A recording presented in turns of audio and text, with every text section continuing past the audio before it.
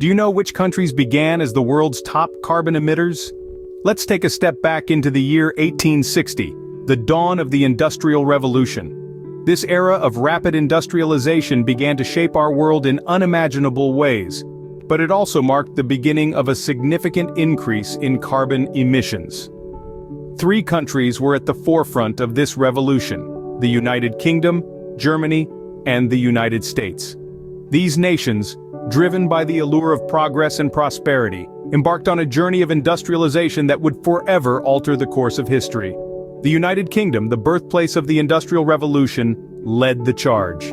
Its factories churning out goods around the clock were powered by coal, a fossil fuel that releases carbon dioxide when burned.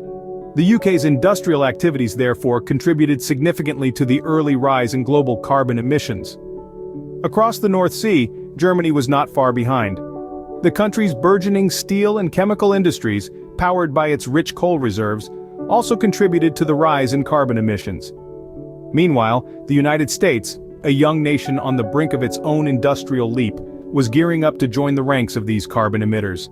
With vast natural resources at its disposal, the US soon began to industrialize, its factories and industries spewing out carbon dioxide. The relationship between industrial activity and carbon emissions is rather straightforward. Industries, particularly those in the manufacturing sector, often rely on fossil fuels for energy. When these fuels are burned, they release carbon dioxide into the atmosphere, contributing to the greenhouse effect and ultimately, global warming. So, as these three nations plunged headfirst into the age of industry, they also unknowingly embarked on a journey that would lead to the current climate crisis.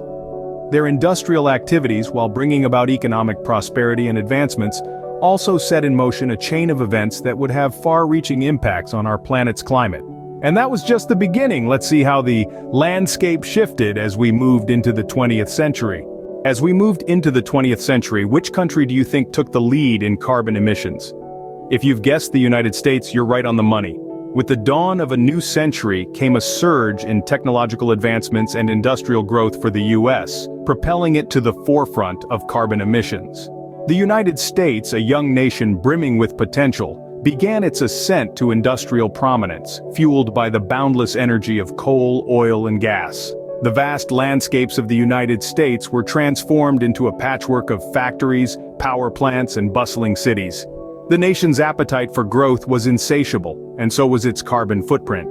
The World Wars, too, played a pivotal role in this narrative. World War I, with its demands for weaponry and machinery, gave a significant boost to the United States' industrial might. The factories worked overtime, churning out goods at an unprecedented rate, and with it, an unprecedented amount of carbon. Then came World War II, and the United States, once again, ramped up its industrial production. This time, however, the stakes were even higher, and so was the carbon output. The war effort was a double-edged sword, driving both the economic prosperity of the nation and its carbon emissions to new heights. By the mid-20th century, the United States had firmly established itself as the world's top carbon emitter. It was a dubious honor, to say the least. The nation's industrial progress came at a steep price, one that the world continues to pay in the form of climate change. But this is not where the story ends. The United States, for all its industrial might and carbon emissions, was not alone in this race. Other nations were quick to follow suit, each with its own tale of industrial growth and environmental impact. The 20th century was only the beginning of a global trend that would continue to shape our world in the years to come. The United States was leading the pack, but the race was far from over. Fast forward to the turn of the 21st century, a new player emerged on the scene. Can you guess who? That's right, it's China. With the dawn of the new millennium, China entered a period of astonishing economic growth, transforming from a relatively quiet player into a global powerhouse. This rapid development, fueled by industrialization and urbanization, brought prosperity to millions, but it also came with a price. China's growth was largely powered by coal, the dirtiest of all fossil fuels. From powering factories to heating homes, coal was the backbone of China's economic miracle. At its peak, China was consuming nearly as much coal as the rest of the world combined, a testament to the scale of its reliance on this carbon-intensive energy source. As China's economy expanded, so did its carbon footprint. By the early 21st century, China had overtaken the United States as the world's largest emitter of carbon dioxide. This was a pivotal moment in the history of global carbon emissions. For the first time, the top spot was claimed by a country outside the Western world. China's rise as the top carbon emitter wasn't just about numbers. It was a reflection of a global shift, a testament to the changing dynamics of the world economy and energy consumption. The country's reliance on coal underpinned its economic boom, but it also contributed to a significant increase in global carbon emissions. The environmental implications of China's coal dependence are far-reaching. Coal combustion releases large amounts of carbon dioxide into the atmosphere, exacerbating the global warming crisis. Despite efforts to transition to cleaner energy sources, China's carbon emissions remain a significant global concern. But let's not forget, China is also leading the way in renewable energy investment, proving that it's not just about the problem, but also the solution. As we move forward, the world watches with anticipation, as China's actions will have a profound impact on the global carbon emissions trajectory. China took the lead, but the story doesn't end there. Now, let's bring it back to the present day. Do you know which countries are currently the top carbon emitters? As we stand in 2024, the leaderboard of carbon emitters continues to be a dynamic one. The dominance of certain countries, however, has remained constant. China, for instance, has maintained its position at the top of the list. It's an industrial powerhouse fueled by a population of over 1 billion people, and the carbon emissions reflect that. The United States, a historical leader in carbon emissions, still holds a strong presence in the top 5. Despite efforts towards cleaner energy, the legacy of its industrial past and the demands of a sizable population keep it high on the list. But these two giants aren't the only contributors. Other countries have emerged as significant players in this less than desirable race. India, with its rapid industrial growth and vast population, has climbed up the ranks. It's a testament to the challenges faced by developing countries trying to balance economic growth with environmental responsibility. Brazil, too, has made its mark, primarily due to deforestation and the burning of its precious Amazon rainforest.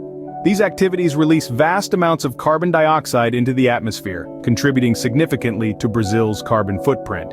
Other countries in the top 15 include Russia, Japan, Germany, Iran, and Saudi Arabia, each with their unique reasons, be it heavy industry, reliance on fossil fuels, or extensive deforestation. It's clear that the issue of carbon emissions is a global one, transcending geographical and political boundaries.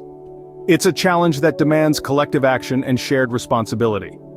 However, it's also important to remember that these rankings are based on absolute emissions. If we were to look at emissions per capita, or the historical cumulative emissions, the picture might look quite different. It's a complex issue, with many factors and variables at play. The top carbon emitters have certainly changed over time, but what hasn't changed is the impact of these emissions.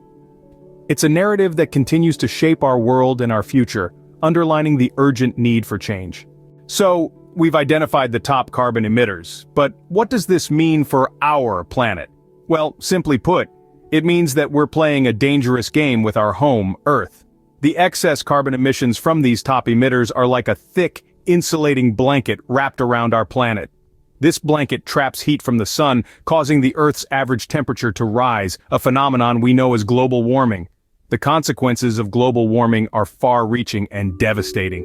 It's not just about hotter summers and milder winters. It's about rising sea levels that could drown coastal cities. It's about more frequent and intense storms, floods, and droughts. It's about the loss of biodiversity, with countless species becoming extinct as their habitats disappear. It's about millions of people being displaced due to changing climates, leading to what we call climate refugees. Global warming does not discriminate. It affects every country, every city, every individual on this planet. The top carbon emitters may have contributed the most to this crisis, but the consequences are shared by all. However, it's not all doom and gloom. There is still time for us to turn things around, to rewrite this narrative. But it requires urgent collective action.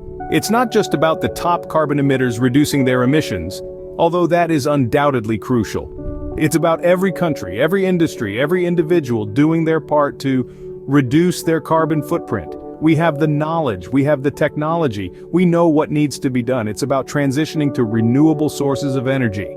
It's about investing in sustainable practices. It's about changing our consumption habits.